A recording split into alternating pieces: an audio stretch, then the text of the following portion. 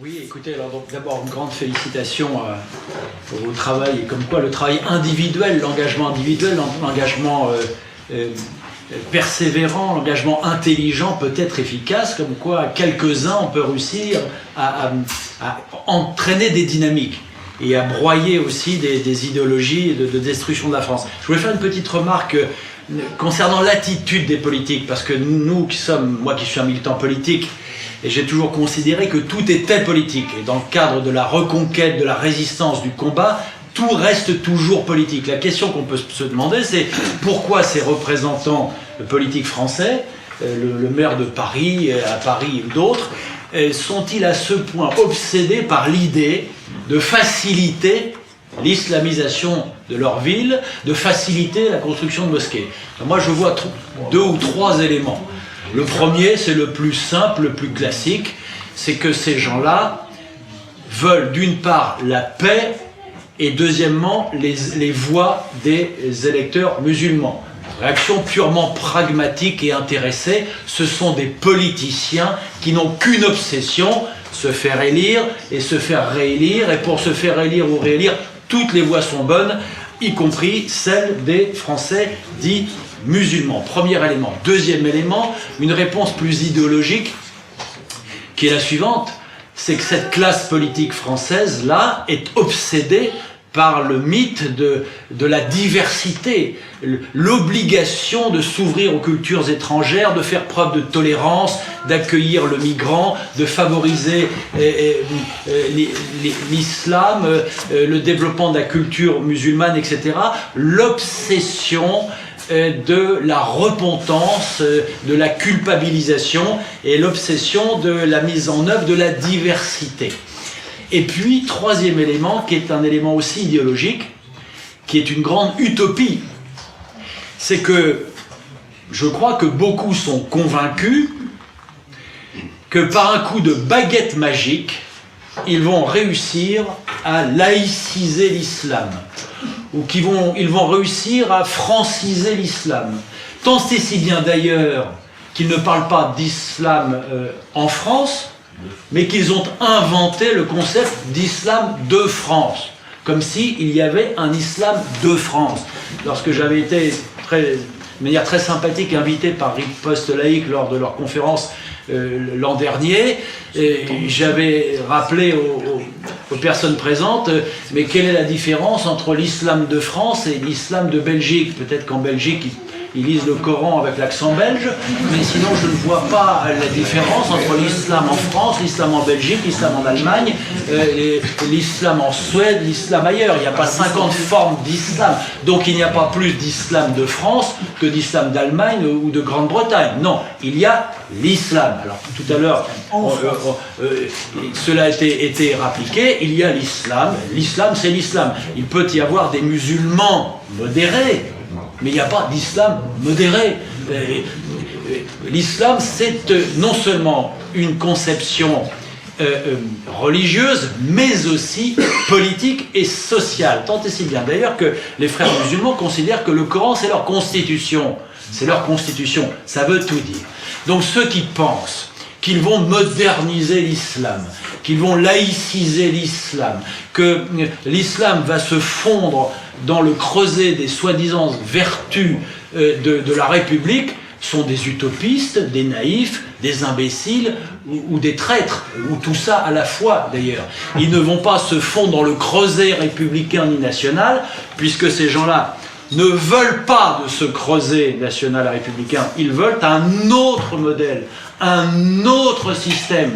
Et ce n'est pas quelque chose qui est compatible avec le nôtre, c'est un modèle de société, un modèle total qui veut se substituer à notre modèle culturel, n'est-ce pas? Donc, lorsque vous entendrez les politiciens français, tous, sans ceux qui parlent à la télévision, à la radio, tous, venir vous expliquer que les valeurs de la République ou les valeurs de la laïcité républicaine vont permettre de résoudre le problème de l'islamisation, eh bien ces gens-là vous mentent et vous trahissent. Mais ils tiennent le discours médiatiquement compatible. Ils tiennent le discours obligatoire. Ils tiennent le discours de l'ensemble de la classe politique, n'est-ce pas? Mais ils vous trompent. Voilà pourquoi toutes les batailles de résistance doivent être menées face à ce changement de civilisation, à ce changement culturel, à ce changement politique. Il s'agit d'un enjeu révolutionnaire, n'est-ce pas? Moi, je dis que les militants islamistes, puisque ce sont des militants islamistes, ce sont des révolutionnaires.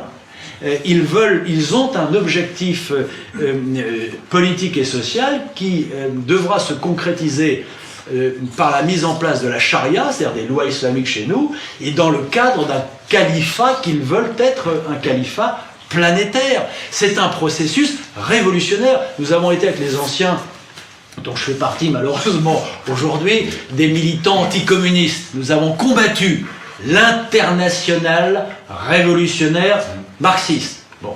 Et nous avons eu la chance de pouvoir contribuer avec notre petit niveau et à sa défaite et assister à la débâcle, à la destruction de ce modèle soviétique totalitaire et révolutionnaire. Eh bien, au XXe siècle, nous avons relevé le défi de l'internationale révolutionnaire marxiste.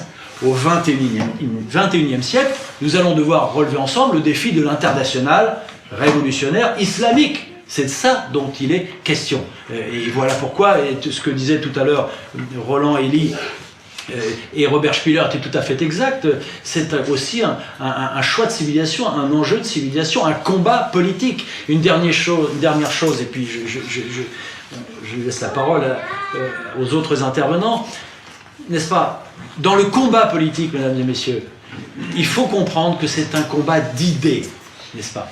Et qu'à chaque fois que par facilité médiatique ou politicienne ou autre, on recule sur l'essentiel, eh bien on donne raison à ceux qui nous combattent. Et une petite parenthèse sur le fameux mythe dit de la dédiabolisation dont parlaient ce matin Roland et Robert.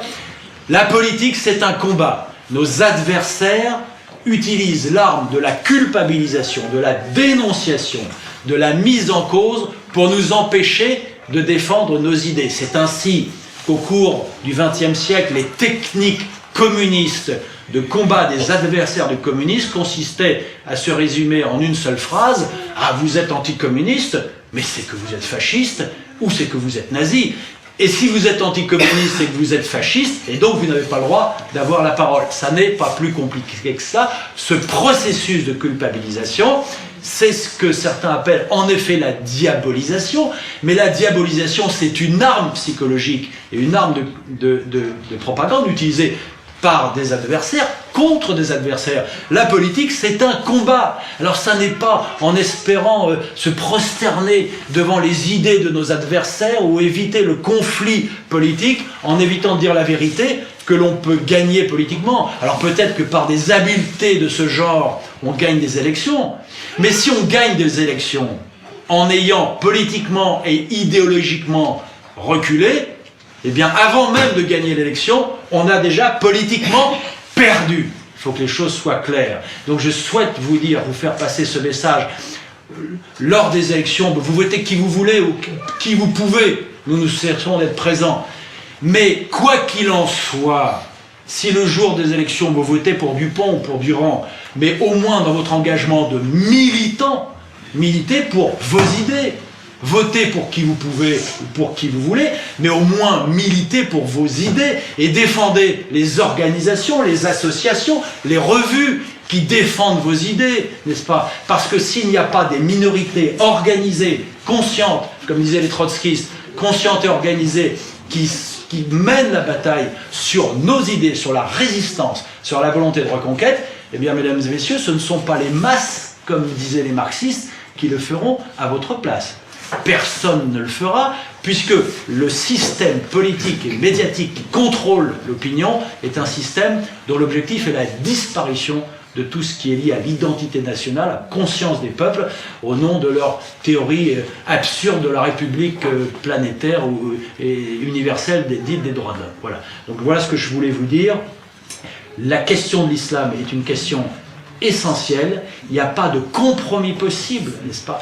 Il n'y aura pas de cohabitation. Ce sera soit la culture nationale européenne, soit la culture islamique. Et c'est soit le monde de l'islam, soit la nation de l'islam, la maison de l'islam, l'Oumma. C'est la nation de l'islam ou c'est la nation française? C'est la nation hongroise ou c'est la nation de l'islam, n'est-ce pas? Bon. D'où la nécessité, encore une fois, et cela a déjà été dit, de mener ensemble la bataille de civilisation. Nous, nationaux d'Europe, nous, patriotes d'Europe, qu'on soit français, hongrois, italiens ou autres, tous ensemble, nous allons mener cette bataille qui est un enjeu de civilisation.